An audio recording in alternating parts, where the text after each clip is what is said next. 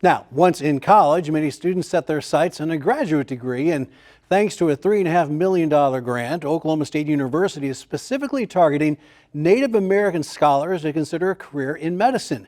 With more on that, we're joined by reporter Kennedy Sepulvedo. Kennedy. Rich, this grant will allow Oklahoma State University's Center for Health Sciences to add more scholarship opportunities for Indigenous students, plus hire Indigenous faculty at their medical colleges to better prepare students for rural and tribal clinics. Only 0.2% of physicians in the United States identify as Native American or Alaskan Native. So very, very few physicians are Native Americans, very, very few. And we're putting out 15 to 20% of our students are Native Americans, so we're really increasing those numbers. Indigenous students have enrolled at OSU's College of Osteopathic Medicine in Tulsa since its opening in 1972. In 2020, Oklahoma State's newest College of Osteopathic Medicine opened on the Cherokee Nation Reservation in Tahlequah, Oklahoma. We actually do graduate more Native Americans from the College of Osteopathic Medicine than any other private or public institution in the U.S. The college offers a rural medical track to train students to become rural physicians and primary care physicians throughout Oklahoma's many rural communities. The rural medical track became the blueprint for a new focus. Last year we launched our tribal medical track, which takes a small cohort of medical students who apply for this particular track, and I think that's going to help us recruit more Native Americans into our programs because they'll want to get into those communities. Second-year medical student Cassie McCoy is in the tribal medical track at OSU-COM at the Cherokee Nation. So I just found out last week that I did get it, and it's basically they help you get more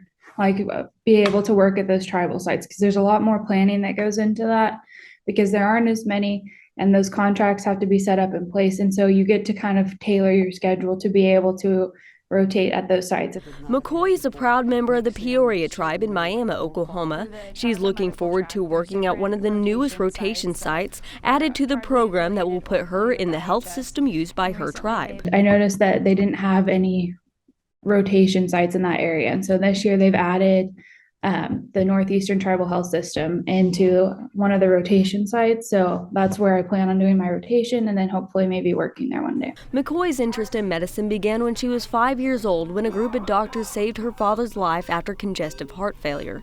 Then in college, she was diagnosed with Chiari malformation and had neurosurgery. The experience changed her outlook on medical practices. And it made it a lot more personal, and that's really what led me to pursuing osteopathic medicine and that more holistic approach and seeing the patient as a whole person. There are two training programs for physicians: allopathic, which is abbreviated MD behind the physician's name, and osteopathic, which is abbreviated DO for the physician's title. At the College of Osteopathic Medicine, the DO spend more time and get to know their patients and learn more history. They have their tenets or more aligned with the philosophies and learnings of Native Americans. So mind, body, spirit all ties together with health care. It's not I have a headache, here's a pill, see you later. It's what's causing the headache. Is it stress related? Is it an injury or a combination? And so they try to treat the whole person. And that's really what the osteopathic philosophy is all about and was founded on. These teachings translate directly into American Indian health systems. With the American Indian health systems, whether it be tribal and urban clinic like the Oklahoma City Indian Clinic or the Indian Health Service, which is a federal entity, we approach our patient from a holistic point of view. We always take into account their cultural preferences. There is a sensitivity around that, which helps us be better practitioners. You are factoring in culture, that's a big part of it, and seeing, okay, what is the culture like for this community, and not just how does their tribal beliefs affect it, but also just being in a small community. What's the way of life there? How are we incorporating that into our care? It can be difficult because, especially in Oklahoma, we have 39 tribes that are headquartered here. And so in that 39 tribes, you have at least 39 different sets of beliefs that you have to be aware of. And then, like I said, some of the tribes have several clans that have differing perspectives. The $3.5 million Human Resources Services Administration Center of Excellence grant will also help hire more faculty. I'm one of very few Native American faculty and even fewer administrators in a medical program who is Native American. And so not everyone's going to go to medical school, but there can be pre-meds that might stay interested in the science end and the research end and the teaching and training end, and we need those folks as well.